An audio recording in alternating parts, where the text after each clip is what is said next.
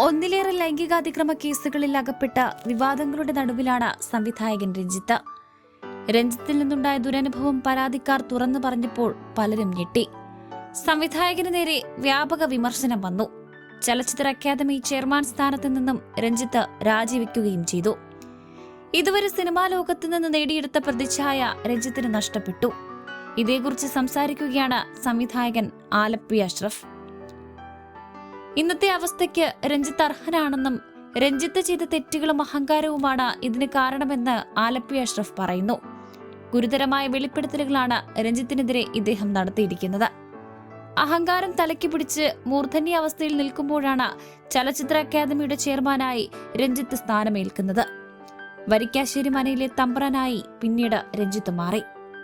ഒരു കാലത്ത് വേദികളിലേക്ക് കരഘോഷങ്ങളോടെ രഞ്ജിത്തിനെ സ്വീകരിച്ചിരുന്നവർ പിന്നീട് കൂക്കിവിളികളോടെയാണ് സ്വീകരിച്ചത്. IFFKയുടെ പരിപാടിയിൽ കൂക്കിവിളികൾ ഏറ്റുവാങ്ങിയപ്പോൾ ആ കൂക്കിവിളികളെ അദ്ദേഹം ഉപമിച്ചത് വീട്ടിലെ കൊടിച്ചിപ്പട്ടികളോടാണ്. അവിടെ മുതൽ രഞ്ജിത്തിന് വീഴ്ചകൾ വന്നെന്ന് ആലപ്പി അഷ്റഫ് പറയുന്നു. ആരാധകർ കൈവിട്ടു. ഏകാധിപത്യത്തിന്റെ പേരിൽ ചലച്ചിത്ര അക്കാദമിയും കൈവിട്ടു. അപ്പോഴേക്കും പീഡന കേസ് വന്നു. അതോടെ സർക്കാരും കൈവിട്ടു. ഇതെല്ലാം അനുഭവിക്കാൻ രഞ്ജിത്ത് ബാധ്യസ്ഥനാണ്. അങ്ങനെ തോന്നാനുള്ള സംഭവവും ആലപ്പി അഷ്റഫ് പങ്കുവച്ചു. ആറാം തമ്പുരാൻ എന്ന സിനിമയുടെ ഷൂട്ടിംഗ് ലൊക്കേഷനിൽ ഏതാനും നാളുകൾ ഞാൻ ഉണ്ടായിരുന്നു. ഒരു ചെറിയ വേഷവും ഞാനതിൽ ചെയ്തിട്ടുണ്ട്. ഒരിക്കൽ ഒടുവിൽ ഉണ്ണികൃഷ്ണൻ രഞ്ജിത്തിനോട് എന്തോ തമാശ പറഞ്ഞു. മദ്യപിച്ച് അഹങ്കാരം തലയ്ക്ക് പിടിച്ച് നിന്നിരുന്ന രഞ്ജിത്തിന് ആ തമാശ ഇഷ്ടപ്പെട്ടില്ല. ഉടൻ ആ വയോവൃദ്ധന്റെ ചെവിക്കല്ല് നോക്കി ഒറ്റയടി അടിച്ചു. ആ അടികൊണ്ട് ഒടുവിൽ ഉണ്ണികൃഷ്ണൻ കറങ്ങി നിലത്ത് വീണു. നിരവധി രോഗങ്ങൾക്ക് മരുന്ന് കഴിക്കുന്ന ആരോഗ്യമില്ലാത്തയാളായിരുന്നു ഒടുവിൽ ഉണ്ണികൃഷ്ണൻ. എല്ലാവരും കൂടി അദ്ദേഹത്തെ പിടിച്ചെഴുന്നേൽപ്പിച്ചു.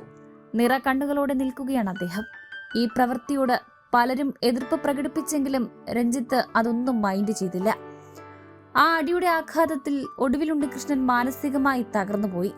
പിന്നീടുള്ള ദിവസങ്ങളിൽ അദ്ദേഹത്തിന്റെ കളിയും ചിരിയും മാഞ്ഞിരുന്നു. ആകെ മ്ലാനതയിലായിരുന്നു. ആ അടിയോടെ അദ്ദേഹത്തിന്റെ ഹൃദയവും തകർന്നിരുന്നു. ആ വിഷമത്തിൽ നിന്നും മോചിതനാകാൻ ഏറെ നാൾ എടുത്തു എന്നതാണ് സത്യം. ഈ സംഭവം തന്റെ മനസ്സിനെ വല്ലാതെ വേദനിപ്പിച്ചിരുന്നെന്നും ആലപ്പി അഷ്റഫ് പറഞ്ഞു. 2006 ഒടുവിൽ ഉണ്ണികൃഷ്ണൻ മരിച്ചത്. ലൈംഗികാതിക്രമ കേസിൽ രഞ്ജിത്തിനെതിരെ അന്വേഷണം തുടരുകയാണ്. ഹേമ കമ്മിറ്റി റിപ്പോർട്ടിന് പിന്നാലെ കൊണ്ടുവന്ന പ്രത്യേക അന്വേഷണ സംഘമാണ് അന്വേഷണം നടത്തുന്നത്. ആരോപണങ്ങൾ തെറ്റാണെന്നാണ് രഞ്ജിത്തിന്റെ വാദം. News bureau 24 Malayalam.